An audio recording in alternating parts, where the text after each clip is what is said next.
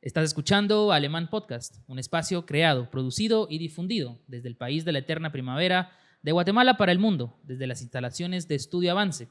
Hoy, en nuestro segmento de biografías, seguimos entrevistando a personajes que marcan narrativas y que dan de qué hablar. Por eso hoy tengo el gusto de entrevistar a Roberto Arzú. ¿Cómo estás, Roberto? ¿Qué tal, Carlos? Muchas gracias por invitarme a Alemán Podcast. Te felicito por esta iniciativa, por dar ese paso al frente de ejercer un liderazgo, una voz importante que los jóvenes se involucren. Por ende, muchas gracias por la entrevista, por el espacio y por invitarme. Y bueno, recordemos que este espacio no es posible sin nuestros auspiciantes. Así que si usted no tiene nada en la mano para disfrutar este episodio, vaya inmediatamente a Supermercado Más y Más, el supermercado de mayor crecimiento en Zacatepeques. Bodega San Andrés, los mejores licores al mejor precio. E Importador Startech. Si usted trae artículos de colección o memorabilia, sabe que tiene un aliado estratégico en esos temas para su hobby. Comenzamos.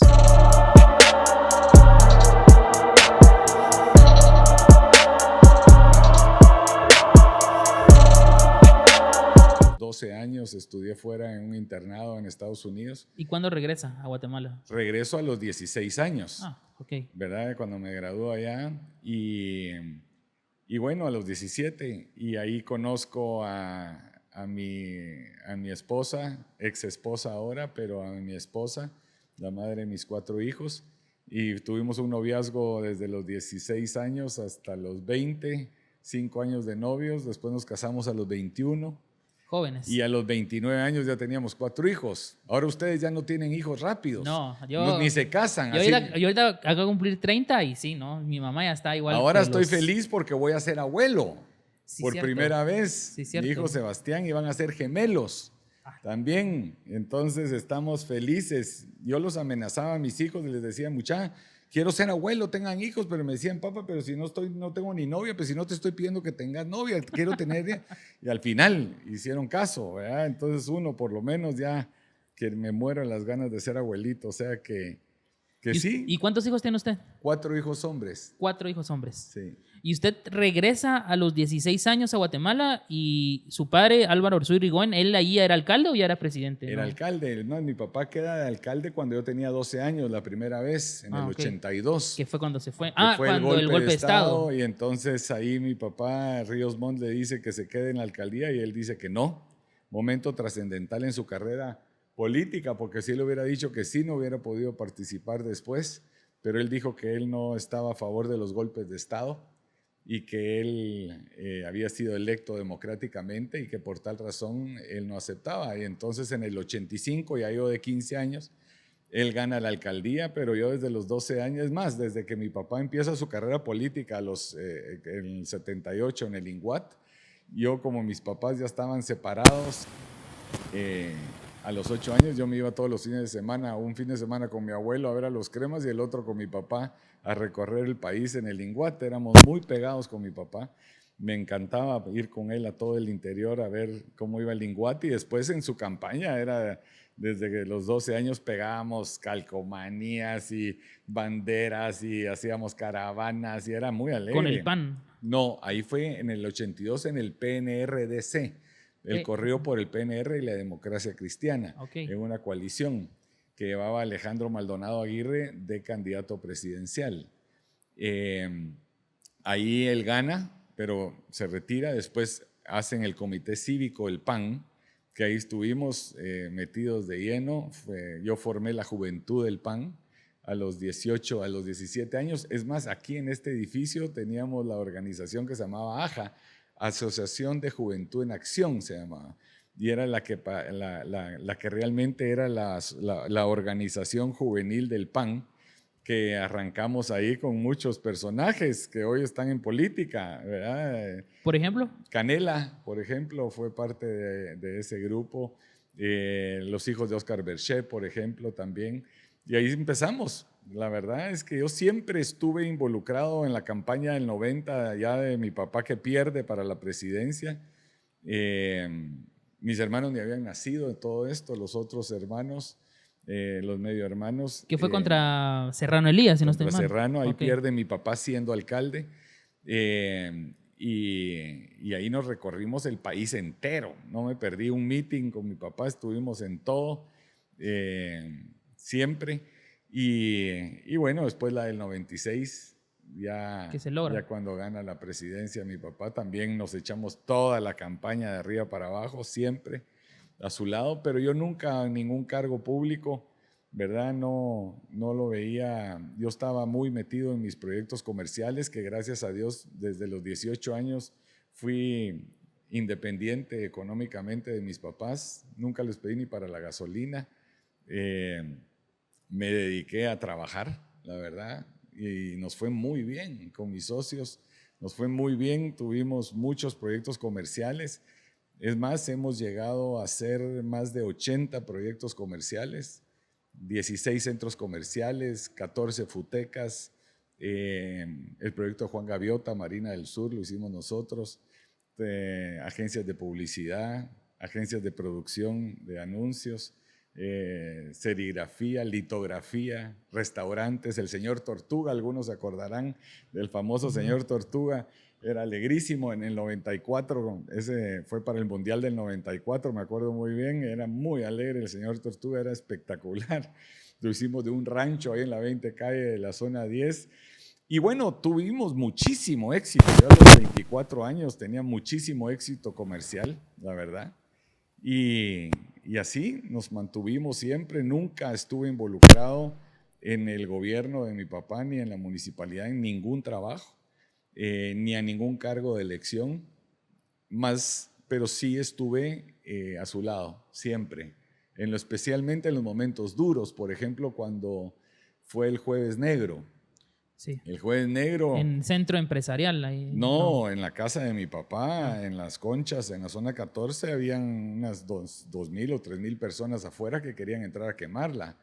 Y ahí estábamos mi papá, 2 muchachos de seguridad, y yo, y otros 2 personas armados con chalecos blindados esperándolos. Fue un momento bien duro, ayudamos a salir a toda la colonia por la pared de mi papá hacia un vecino hacia atrás, ¿verdad? Para que pudieran salir, porque fueron momentos muy feos, por cierto, organizados por Sur y Ríos, pero fueron momentos y nos mandaban a decir que nos fuéramos porque nos iban a prender fuego junto a la casa, y bueno, ahí sí que mi papá dijo, pues aquí los estoy esperando, y yo al lado de él, listos y con mucho temor, porque ahí sí que si entraban, pues nos íbamos a morir, y se iban a morir varios más, o sea, iba a ser algo muy feo.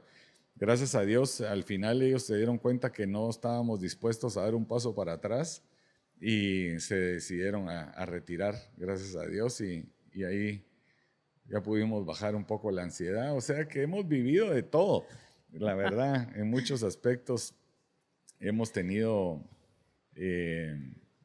fui parrandero, me encantaba, me casé muy joven, ¿verdad? Y entonces, pues todos mis amigos vivían solteros, ¿verdad? Yo era el casado ya con niños y con bebés y con... Sí, entonces, y con todo el éxito comercial que usted comenta, mucho dinero.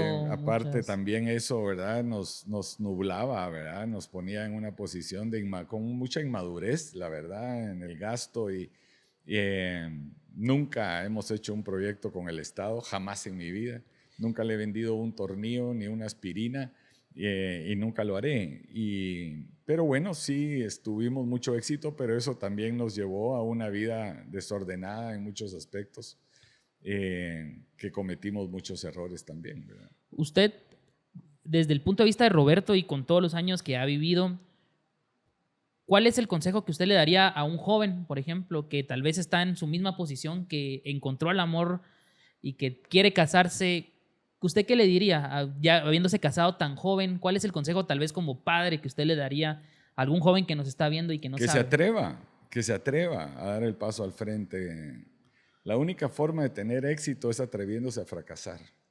Yo uso mucho una frase de Brindisi, el entrenador Brindisi de fútbol. En un juego, un clásico, íbamos perdiendo 1-0 y marcan un penal a favor nuestro al final del partido, y Martín Machón lo patea y lo falla, y Martín estaba devastado. Y entonces llega Brindisi al camerino y le dice: Martín, parate con la frente en alto, porque los únicos que podemos fallar los penales somos los que nos atrevemos a patearlos. Y ese es un tema interesante para la vida, porque los únicos que podemos tener éxito somos los que nos atrevemos a fracasar. Dichoso el que nunca ha fracasado. Nosotros tuvimos muchísimo éxito. De las 80 empresas, unas 65, 70 siguen hoy teniendo éxito. Pero fracasamos en 15. Fracasamos en 15 empresas. Pues así es. Ustedes leen las historias de Bill Gates, de los grandes Elon Musk, de todos los grandes multimillonarios, si no digamos otros personajes en la vida. El coronel Sanders, por ejemplo. Fracasaron toda su vida, muchas veces, para poder ir a conseguir, por ejemplo, el de Amazon. ¿Cómo se llama el de Amazon? Sí. Estaba viendo el otro día que él tenía que levantar $1 millón y fue a buscarlos y más de 500 personas le dijeron que no. Imagínate lo que se han de arrepentir ahora. Sí. Pero no se rindió.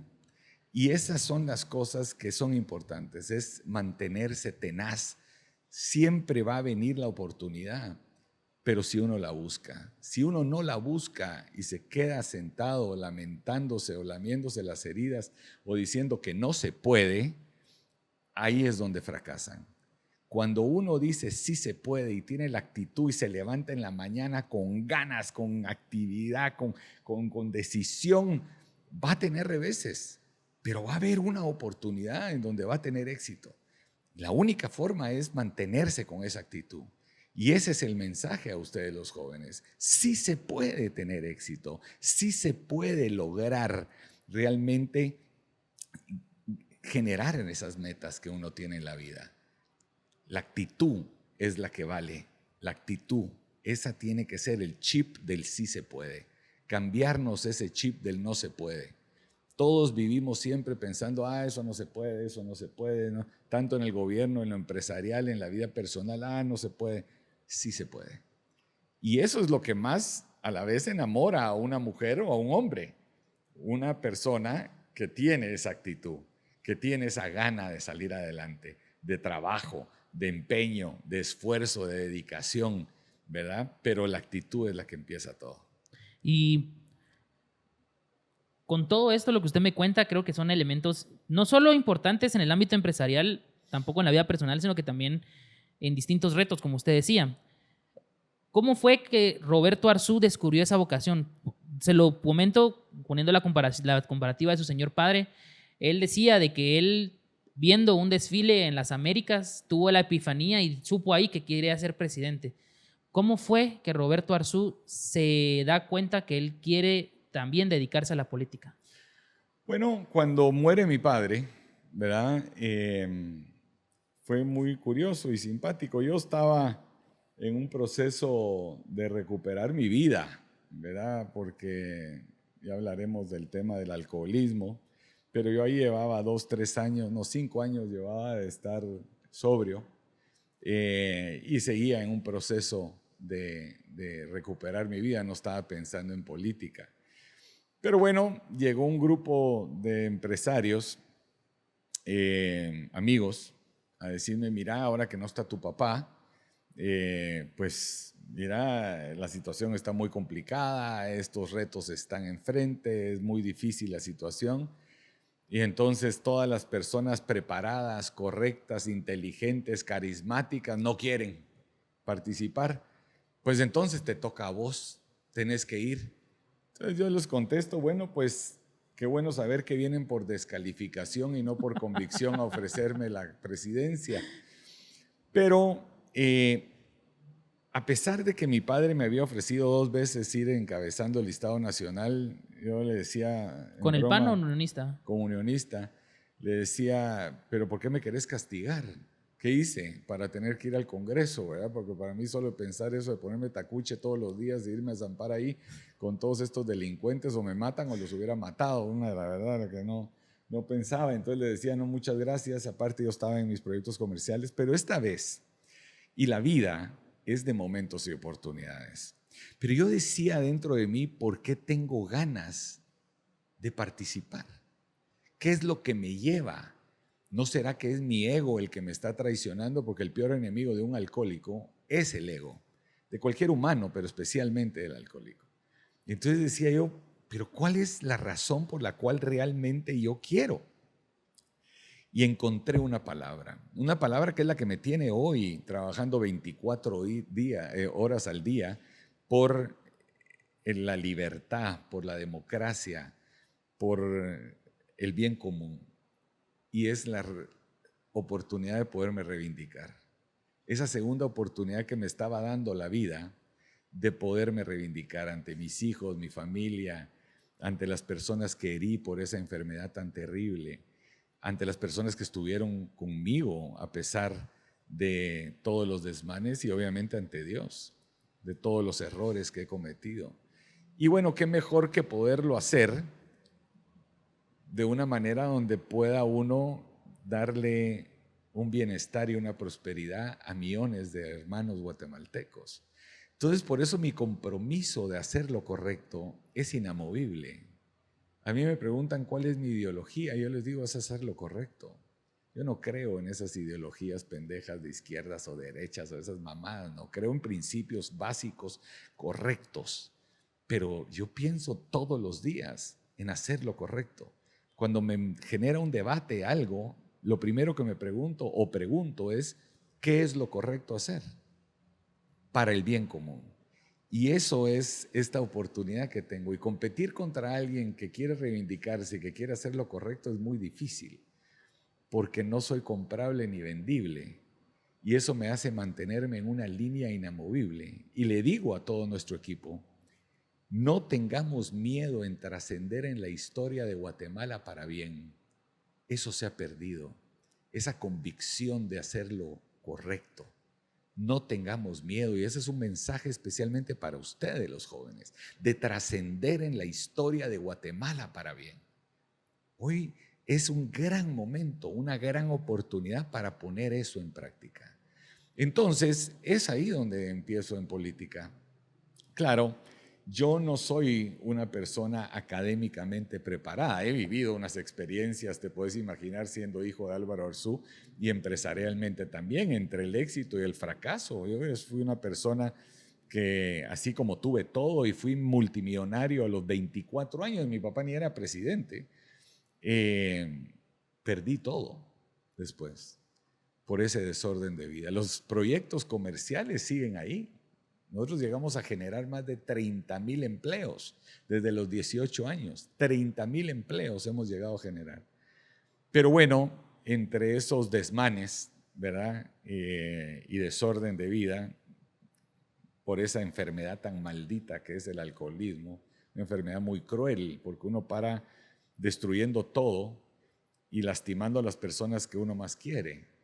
Es muy triste, la verdad, y es muy fuerte. Y bueno, pues al final tuve que vender todo para pagar todo.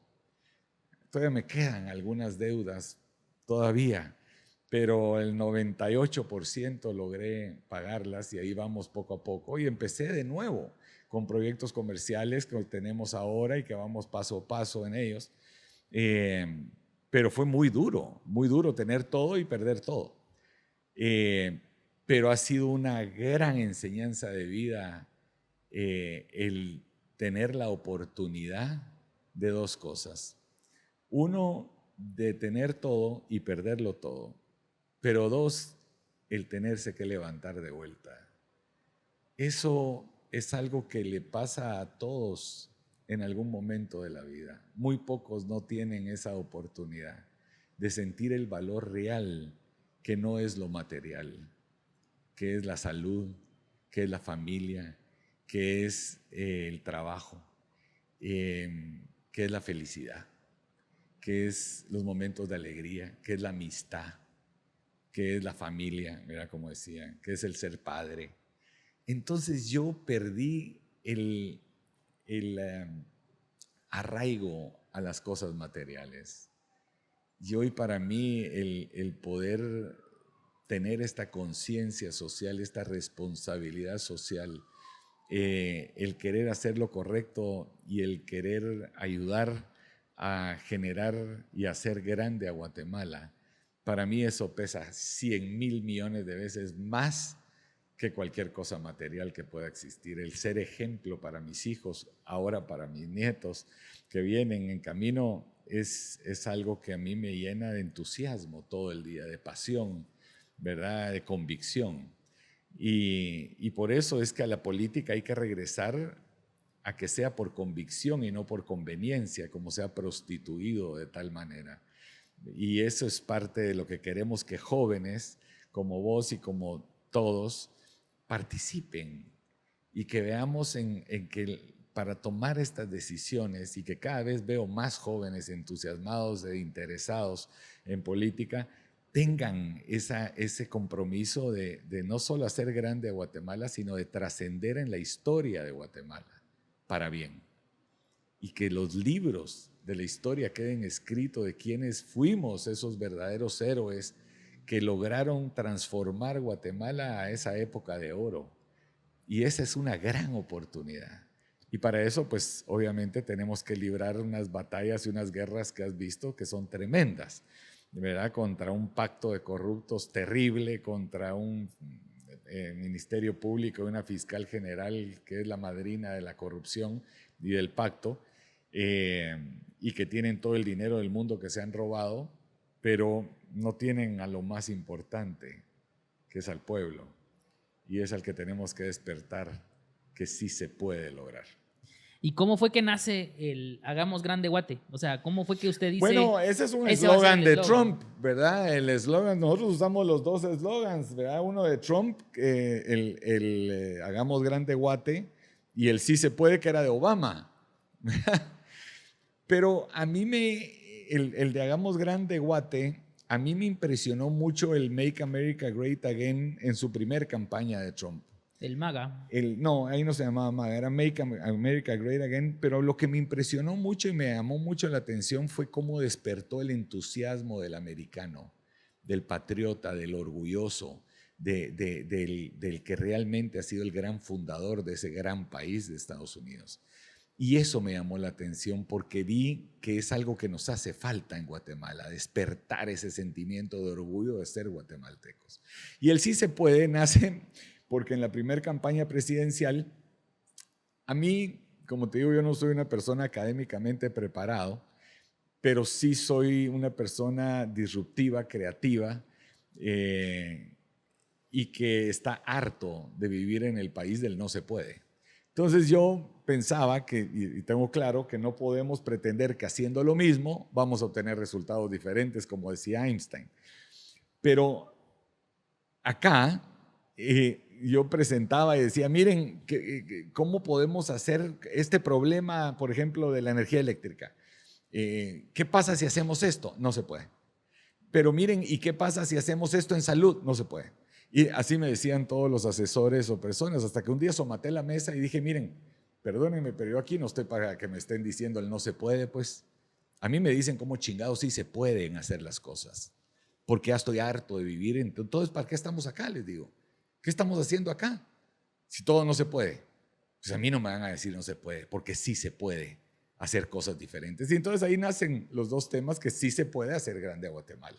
Y entonces el nuevo proyecto político se llama Sí se puede, ¿verdad? Que es el que nos tiene entusiasmadísimos y que es que espero que se sumen millones de guatemaltecos, porque en este proyecto político es un proyecto político donde nadie es más que otro si no hace más que otro, y donde aquí no se venden los puestos y donde aquí todos, especialmente los jóvenes, pueden ejercer su liderazgo.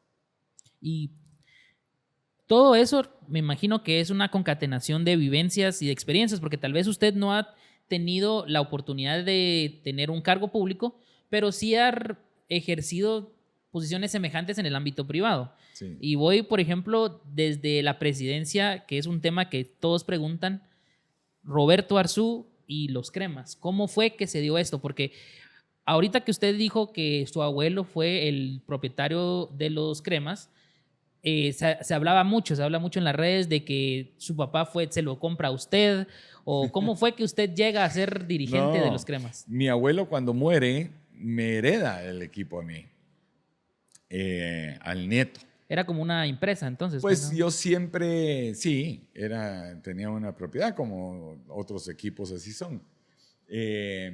Mi abuelo lo había comprado en el 64, 65, no, 67 lo compró.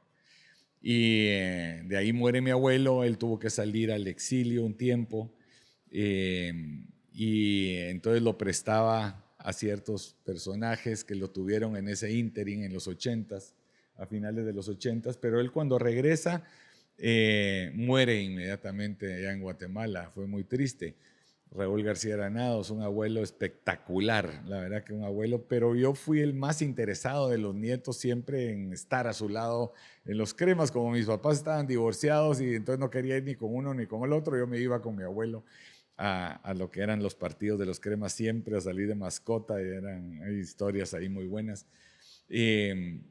Entonces él cuando muere me hereda a los cremas. Y yo tenía 24 años cuando agarro el equipo.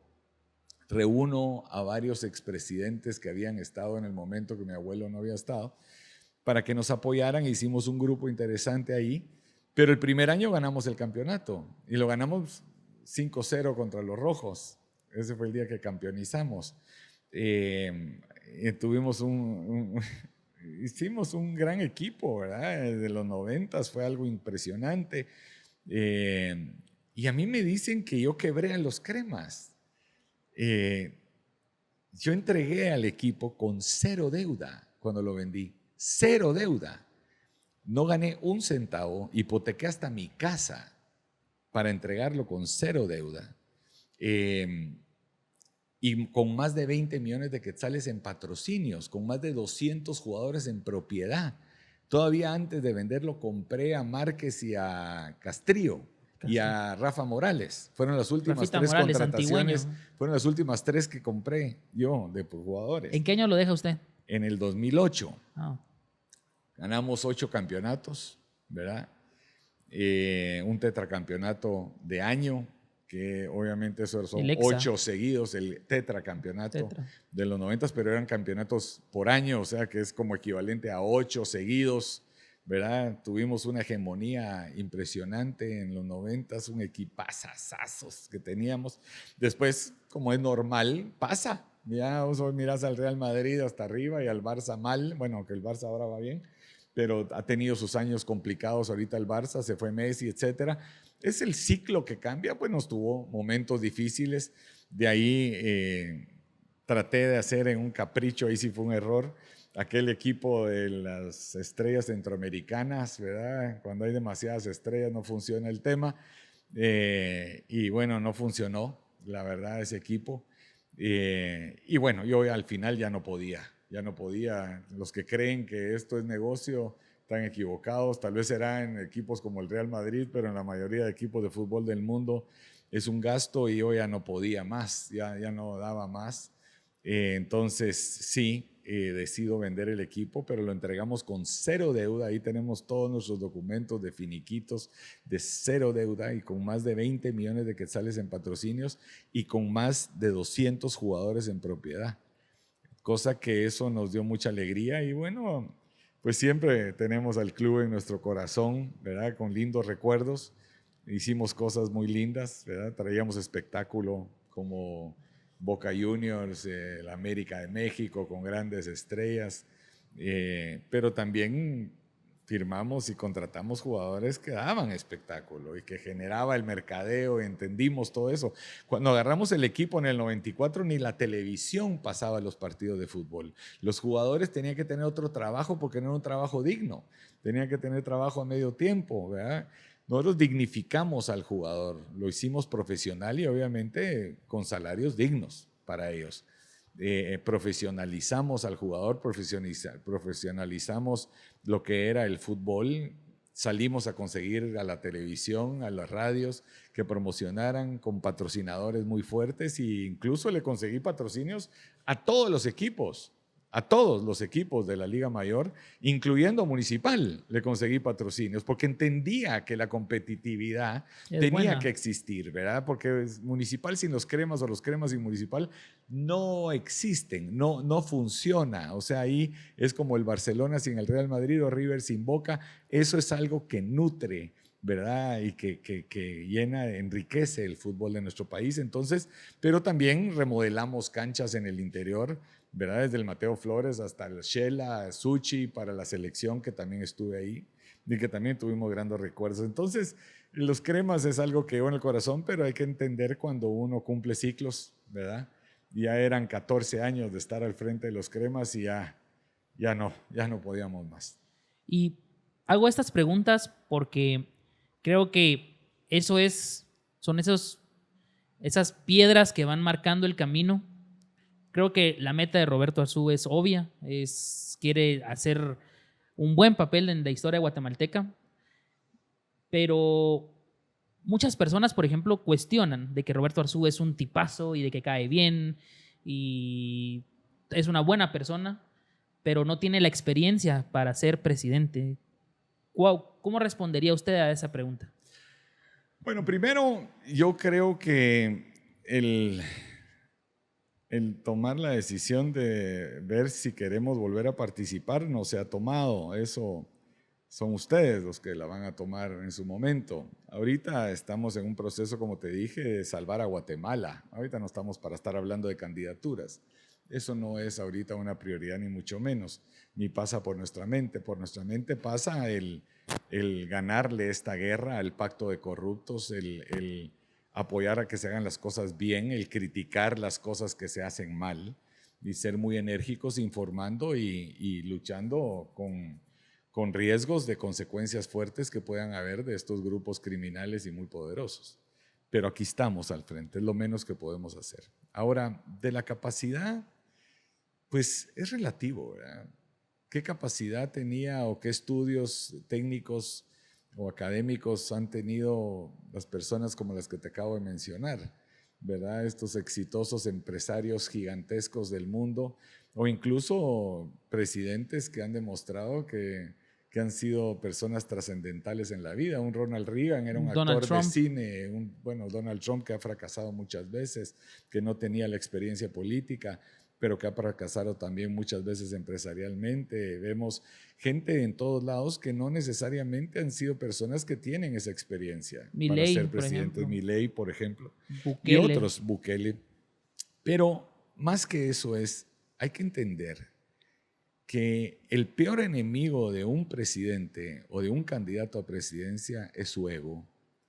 El creer que sabe todo y que puede todo y que él decide todo. Yo aprendí con Álvaro Arzú, que tampoco tuvo una carrera universitaria, ¿verdad? Y que no tenía una preparación académica tampoco él, es la verdad. Aprendí lo que es el equipo. El equipo es clave. Yo puedo ir al frente a ser un ejemplo, a mandar, a tomar decisiones, a tomar riesgos. Eso es lo que es un buen presidente. Pero los que tienen que ejecutar es un gran equipo de trabajo, gente preparada para esos puestos. Y nosotros tenemos un equipo espectacular, ¿verdad?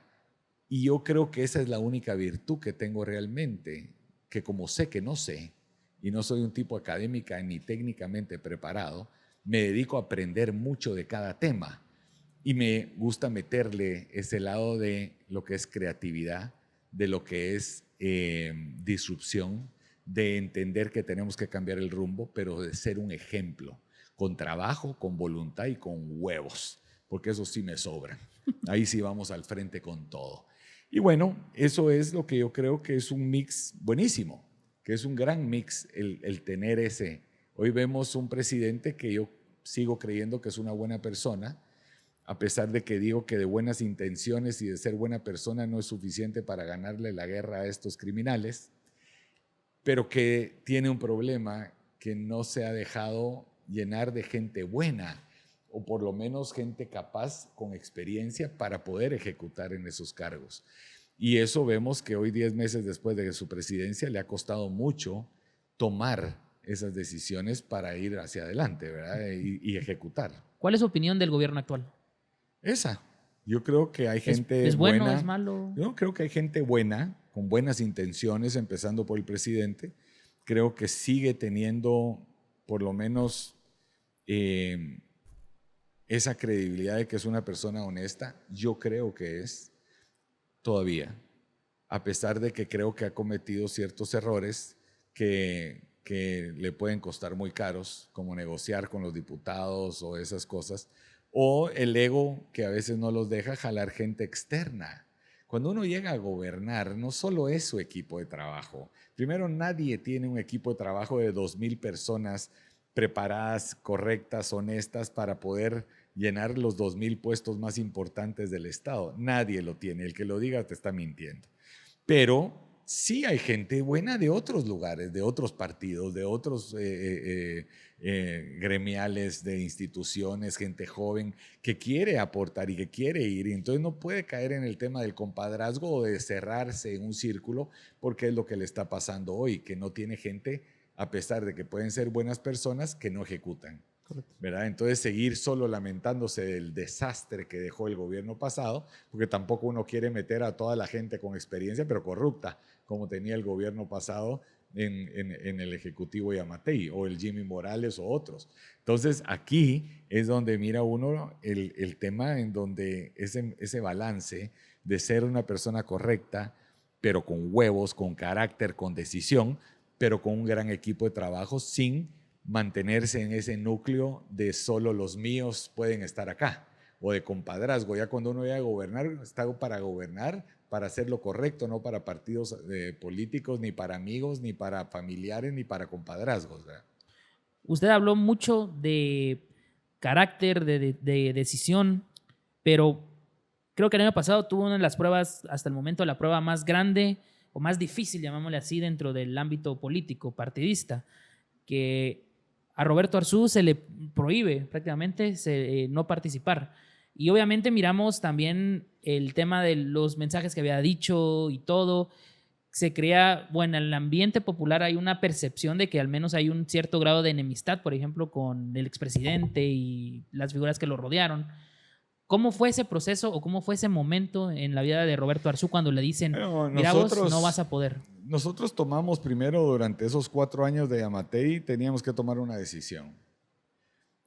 O hacíamos lo correcto enfrentándonos a él con el saqueo de la corrupción que estaban haciendo en Guatemala, pero con el riesgo que al enfrentarnos nos podían dejar fuera o meternos presos o matarnos, este grupo criminal, o hacíamos lo correcto, o nos quedábamos callados y participábamos.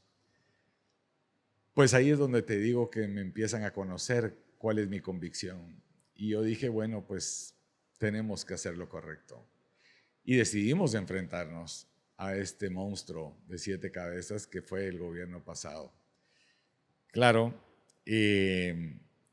sabíamos que podían manejar el tema de cortes, del Tribunal Supremo, de manipular. Obviamente la forma como nos dejan es una forma burda, que hoy ya está más que claro que fue ilegal cómo nos dejan fuera. Y obviamente nos dejan fuera porque teníamos altas posibilidades de ganar. Si no hubiéramos tenido posibilidades, no nos dejan fuera. Entonces, sí, así fue la historia, pero valió la pena. ¿Se sintió amenazado? Ah, sí, amenazas llegaban todos los días a mi casa, olvídate, ahí, olvídate, de todo tipo, desde meternos presos hasta matarnos a diario. Pero bueno, aquí sabíamos que teníamos que hacer lo correcto y que esos riesgos podían existir y pueden existir aún, porque siguen esas amenazas latentes todos los días, todo el tiempo. Pero sabemos que esas amenazas vienen de la gente mala, de la gente corrupta, de la gente que no tiene conciencia. Entonces sabemos que estamos haciendo las cosas bien, que vamos por buen camino y que le hemos ido llegando al corazón al guatemalteco generando una credibilidad porque hemos sido constantes, consistentes, que han visto que nosotros no nos vendemos, que nosotros mantenemos nuestra posición y en el momento que nos equivocamos tenemos la humildad para bajar la cabeza y decir nos equivocamos, rectificar y volver a ir con esa misma actitud para adelante, que es válido. El alcohólico anónimo, o sea, cuando uno deja esa enfermedad, yo gracias a Dios ya llevo 10 años casi de estar lejos de ella. Uno aprende a dejar ese ego por un lado y su palabra mágica se llama humildad. Y entonces para mí pedir perdón o decir me equivoqué en esto no es difícil, cero, para nada. Y me cuesta hablar de mí. Si te das cuenta, yo hablo de nosotros porque el yo para mí es chocante, ¿verdad? Esos que dicen yo hago, yo puedo, yo manejo, yo digo, como hay varios ahí, ¿verdad? Que creen que saben todo y que pueden todo y que soy el yoísta andante. Yo no puedo eso y a mí me choca mucho el tema, creo en el equipo como te digo, pero bueno, eso es algo que se dio en la historia, pero yo creo que valió la pena porque evidenciamos lo que fue Yamatei, lo que fue este grupo de delincuentes del pacto de corruptos que han saqueado. Ahí vemos miles de millones de quetzales que se han robado. Que yo les digo asesinos porque gente muere, ha muerto y sigue muriendo a diario por culpa de esa maldita corrupción. Por eso es que yo veo el ejemplo de países como Singapur, como el mismo Bukele en cierta parte, como cosas que hay que hacer, que hay que tomar y que sí se puede erradicar la corrupción. Son pajas eso de que nunca se va a poder y corrupción siempre va a haber. Mediocres, no es cierto. Sí se puede y en 4 años sí se puede. Que solo vamos a sentar las bases, como dice el presidente, para el futuro. Qué bonito, qué romántico, pero son pajas. Eso es mediocre. Sí se puede en 4 años hacer grande a Guatemala. Esa es la realidad. Y se pueden tomar decisiones de verdad dramáticas, importantes, para dar resultados de inmediato. Esa es la verdad. Y para ir cerrando un poco, ¿cómo se ve Roberto Arzú en un futuro? Pues un alcohólico vive 24 horas al día. Pues yo así vivo. Para mí el futuro es mañana. No pienso más allá. Hoy sé que no voy a tomar. Hoy sé que voy a dar lo mejor de mí. Hoy sé que voy a ser una mejor persona que ayer. Hoy sé que voy a trabajar con mucha actitud y con mucha convicción. Hoy sé que me voy a seguir enfrentando a este pacto de corruptos. Ya mañana veremos si estoy vivo. Ya solo Dios sabrá. Y un poco en retrospectiva, aparte de todo lo que ustedes platicábamos, obviamente sería no tomes, ¿va? Pero Roberto Arzú, si pudiera volver al pasado a hablarle al Roberto Arzú de 24 años, ¿qué consejo le daría? Demasiados. Sí. Uno. Si uno pudiera retroceder el tiempo, sería increíble, pero también a la vez, si hubiera sido diferente mi pasado, no sería hoy la persona que soy. Entonces, vivir de lamentos, más sí de cruces que uno lleva, heridas que uno ha generado en la vida, no puede uno olvidarlas para no volverlas a hacer. Pero el consejo más importante que yo me podría dar a mí mismo hace 20 años o 30 es que lo material no vale la pena, que eso no es la felicidad. La estabilidad económica sí es importante, eso sí, pero que lo material no vale la pena. Es la familia, es los hijos, los nietos, los amigos, el poderse reír, el poder divertirse, el hacer deporte, la salud. Que uno se hubiera preocupado más por eso, por mantener esas relaciones, por tener esos momentos de poder aprender más, de poder ser una mejor persona desde antes, un mejor padre, mejor esposo, ¿verdad? Y no herir, ¿verdad? No vale la pena esas cosas. Ese sería el mensaje que me daría en ese momento, si pudiera retroceder el tiempo. Pero hoy solo me queda poder decírselos a ustedes y a mis hijos, y que usen este ejemplo y estos errores que se cometen o que he cometido como algo que les pueda servir a ustedes para no cometerlos. Pero al final la vida es un aprendizaje y siempre vamos a cometer errores. Dichosos los que son perfectos y que nunca han cometido un error en su vida. Dichosos, pero no creo que sean muchos. La mayoría los vamos a cometer y es parte del proceso de vida.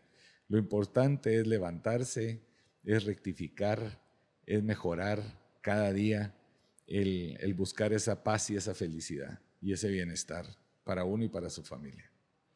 Bueno, y para cerrar este Gran capítulo, creo que dejó muchas frases buenas, creo que se va a valorar bastante.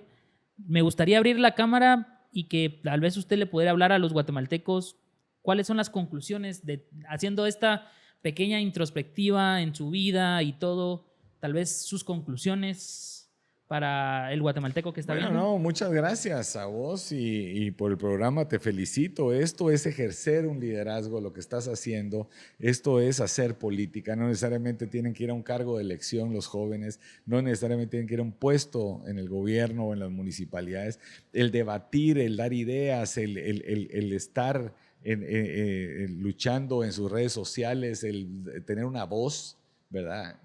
El tener esa voz de los que no tienen voces, el tener esa lucha de guerreros contra el pacto de corruptos y el luchar por esa justicia y ese bien común es lo que estás haciendo, es lo que hago yo a diario, ¿verdad? Y insto a todos a que sean así, que den ese paso, que sí se puede ejercer esos liderazgos, que no tengan miedo en trascender en la historia de Guatemala para bien.